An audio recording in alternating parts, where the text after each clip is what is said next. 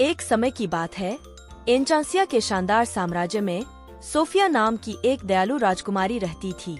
Sophia अपनी बहादुरी, दयालुता और जानवरों से बात करने की विशेष क्षमता के लिए जानी जाती थी।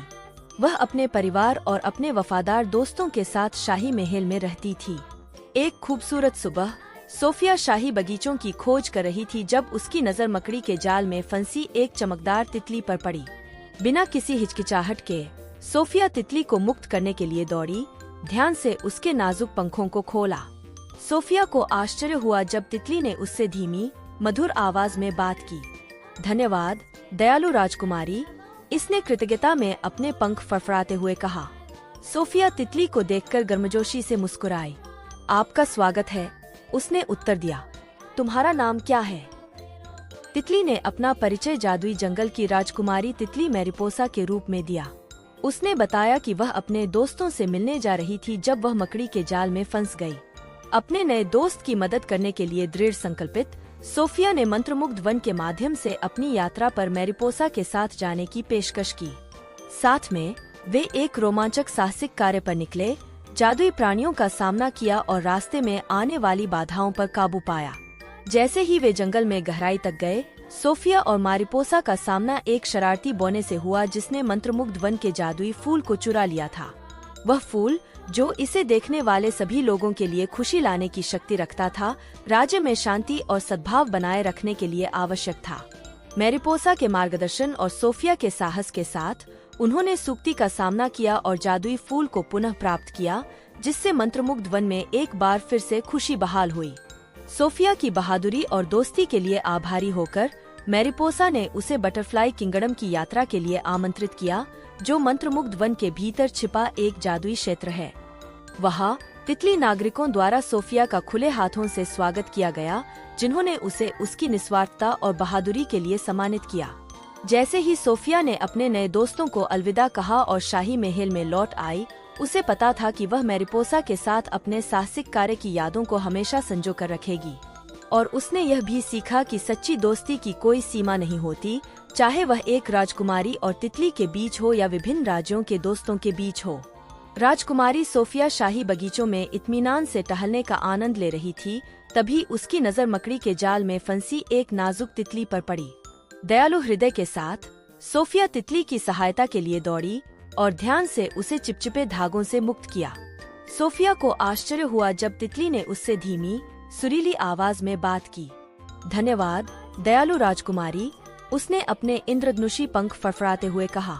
सोफिया तितली को देखकर गर्मजोशी से मुस्कुराई, जिसने अपना परिचय मैरिपोसा, मंत्रमुग्ध वन की राजकुमारी तितली के रूप में दिया। मैरिपोसा ने बताया कि वह अपने दोस्तों से मिलने जा रही थी, तभी वह वेब में फंस गई। जिज्ञासा और करुणा से भरी सोफिया ने मंत्रमुग्ध वन के माध्यम से अपनी यात्रा पर मैरिपोसा के साथ जाने की पेशकश की। साथ में वे रहस्यमय जंगलों में चले गए और रास्ते में जादुई प्राणियों और लुभावने परिदृश्यों का सामना किया।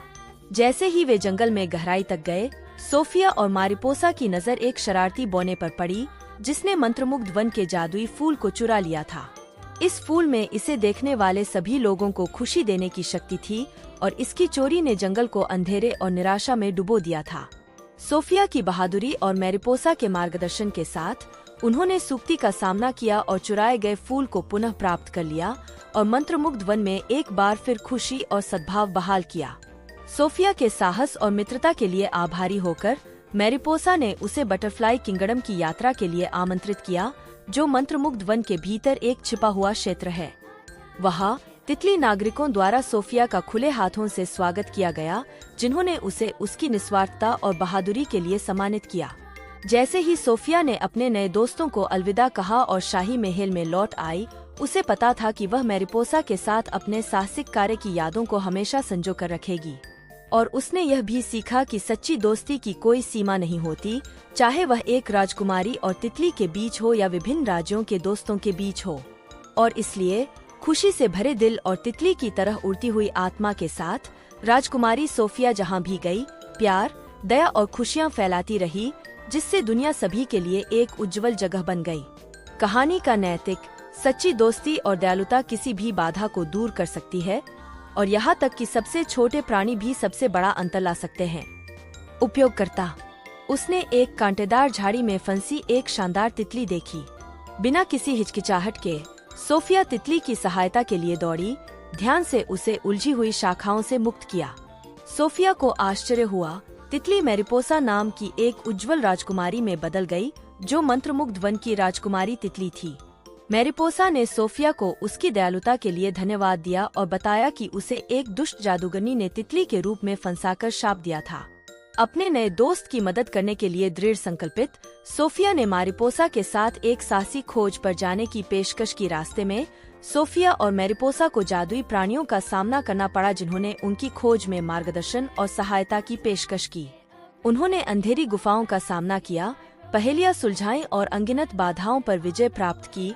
प्रत्येक चुनौती पर विजय प्राप्त करने के साथ उनका बंधन मजबूत होता गया। जैसे ही वे मंत्रमुग्ध वन के बीचों बीच गहराई में गए, सोफिया और मैरिपोसा ने शाप के स्रोत की खोज की। एक छिपे हुए उपवन में छिपा हुआ एक प्राचीन ताबीज।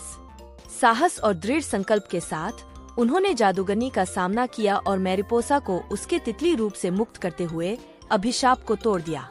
श्राप हटने के साथ मैरिपोसा वापस अपने असली रूप में बदल गई, झिलमिलाते पंखों वाली एक उज्जवल राजकुमारी।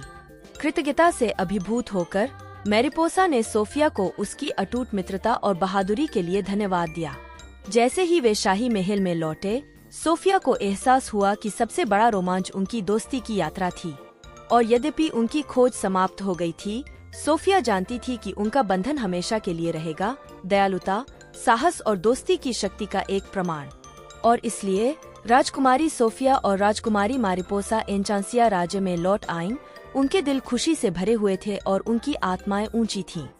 साथ मिलकर वे जहां भी जाएंगे, प्यार और खुशियां फैलाते हुए नए साहसिक कार्य करना जारी रखेंगे। कहानी का सार: सच्ची दोस्ती की कोई सीमा नहीं होती और यह सबसे बड़ी चुनौतियों पर भी विजय प्राप्त कर सकती है।